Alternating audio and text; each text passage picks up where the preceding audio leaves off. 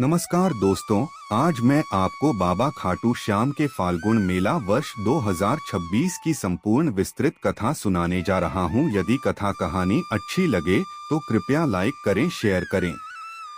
द्वारकाधीश दी जय, जय श्री श्याम।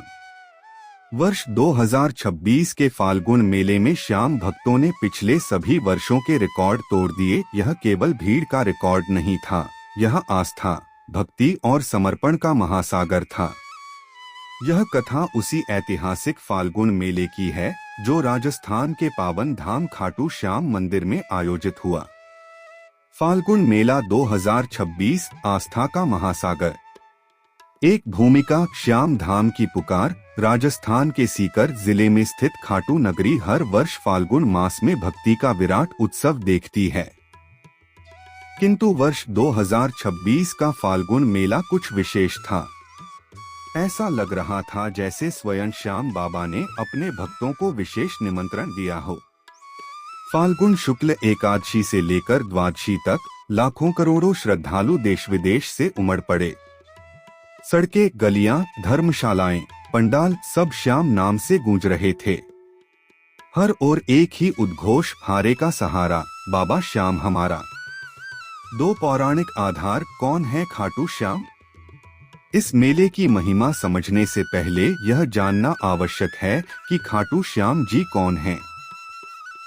महाभारत काल में भीम के पौत्र और घटोत्कच के पुत्र बर्बरीक ने अद्भुत पराक्रम प्राप्त किया था। उन्होंने भगवान श्री कृष्ण को अपना शीश दान दिया। प्रसन्न होकर श्री कृष्ण ने वरदान दिया, कलयुग में तुम श्याम नाम से पूजे जाओगे और हारे हुए लोगों का सहारा बनोगे। तब से वे खाटू श्याम के रूप में पूजित हैं। 2026 का फाल्गुन मेला आरंभ फाल्गुन शुक्ल अष्टमी से ही भक्तों का सैलाब उमड़ना शुरू हो गया था। प्रशासन ने अनुमान लगाया था कि इस वर्ष 40-50 लाख श्रद्धालु आएंगे, लेकिन यह अनुमान छोटा पड़ गया। रिकॉर्ड क्या टूटा? पिछले वर्षों का सबसे बड़ा रिकॉर्ड था लगभग 60 लाख श्रद्धालुओं का आगमन। 2026 में यह संख्या 1 करोड़ के पार पहुंच गई। ऑनलाइन दर्शन, लाइव स्ट्रीम, दान राशि, सबने नया इतिहास बनाया।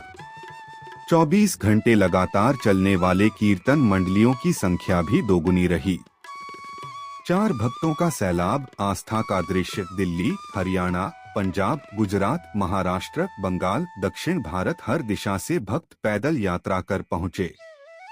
हजारों निशान यात्राएं निकलीं। रास्तों में भंडारे लगे थे। छोटे छोटे बच्चे भी श्याम तेरी बंसी पुकारे आधी रात को गाते हुए दिखाई दे रहे थे। एक वृद्ध भक्त ने कहा, मैं 25 वर्षों से मेला देख रहा हूँ, पर ऐसा जनसैलाब पहले कभी नहीं देखा। 5 चमत्कारिक अनुभव, भक्तों की सच्ची घटनाएं।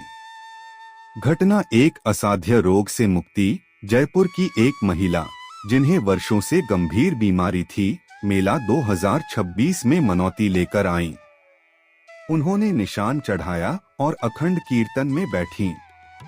कुछ ही महीनों बाद उनकी मेडिकल रिपोर्ट सामान्य आई। उन्होंने इसे श्याम कृपा बताया। घटना 2, खोया बच्चा सुरक्षित मिला। भीड़ में एक परिवार का बच्चा खो गया। माता पिता रोते हुए बाबा से प्रार्थना करने लगे। कुछ समय बाद वही बच्चा मंदिर के मुख्य द्वार के पास सुरक्षित मिला।